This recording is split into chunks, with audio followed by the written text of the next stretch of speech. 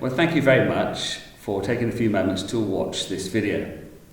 I've got my good friend Bob here with me, and I'm going to ask him a few questions, talk to a little bit about the process of his retirement and the things that he's involved with now. So Bob, you're very welcome.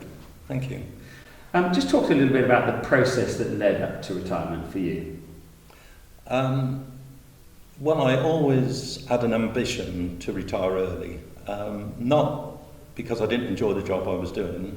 In fact, I probably can count on one hand the days I really didn't want to go into work. So I enjoyed what I was doing, but I always felt I wanted to do more, especially in terms of working with the church or outreach into the community. And I felt an early retirement would help me to do that. And I was very fortunate because when I was about 54, they offered me a role as retail director, which I didn't particularly want to do at that age, but we came to a deal that if I did it for 3 years, at 57 I could retire on a full pension, so praise God. That's very good. My dreams came true. Well planned through and thought out, and obviously looked forward to, which I must say for many people was not the case. Oh no, I couldn't. Yeah. When I walked out of the office on the last day, it was fantastic. Yeah.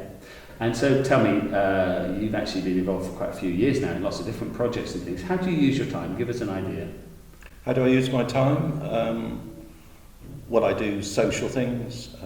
Jane and I are fortunate. We can go on some very nice holidays, been on many cruises, been to the Disney with the grandchildren on a couple of occasions, spend family time on holidays, been on holidays with friends. So that's been fantastic, the ability to have more time together and also to enjoy the grandchildren, probably even more than I enjoyed my own children at that age. That's been fantastic.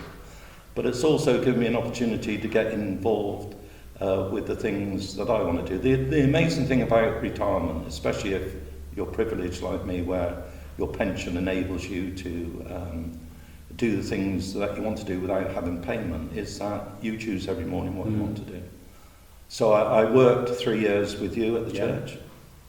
That was a bit of a con because it was only meant to be for 2 years, but that was great. But I felt God, especially in that latter time, moving me on. And I'd always been interested in people on the edges, social injustice and all that stuff. So I felt God moved me, especially towards prison.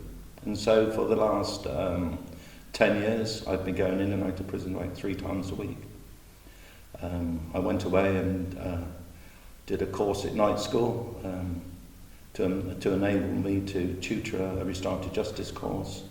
I'm involved in ARFA courses in 3 prisons. And it's incredible. I've seen so many guys give their lives to Jesus, and as a result of that, see their lives change. So it's been a real privilege, really. Well, it's been very significant, hasn't it? And I know it still takes up a lot of your time and energy, but you see it as very, very worthwhile. How have the skills you've learned through your life come to be used in this time of your life? Well, I suppose all the time that I was working, I was always involved, almost right from the beginning, leading teams. So I think I built up quite a strong leadership skills.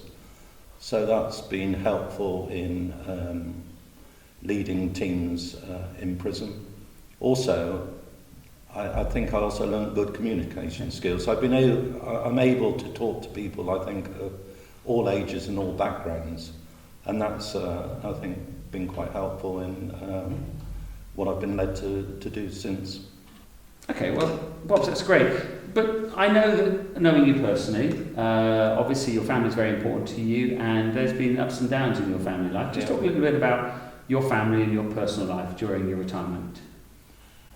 Well, there have been some significant moments. I mean, the pros are I've been able to spend more time with Jane and with the grandchildren, and that's been fantastic. But during the period of my retirement, both my mum and dad and Jane's mum has died. But being retired meant that I was available. I was able to take them to the hospital appointments, etc. So that was helpful.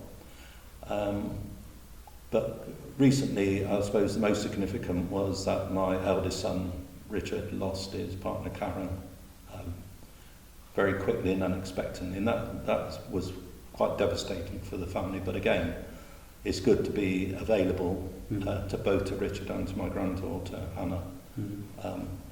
Jane and I have been available all of that time, and I think that's been helpful to them both.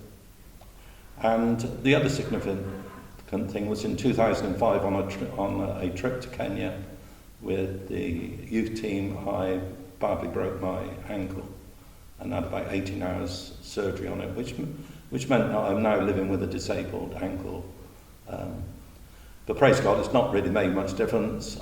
I can't run for a bus, but other than that, I can do most things. So there have been ups and downs, but in the main, it's been a great time. Yeah, it's great. And well, the best is yet to come. There's still more ahead of you. There's still a lot ahead, yeah. And I wish you well with it. And thank you very much for spending some time talking to us. Thank Pleasure. you.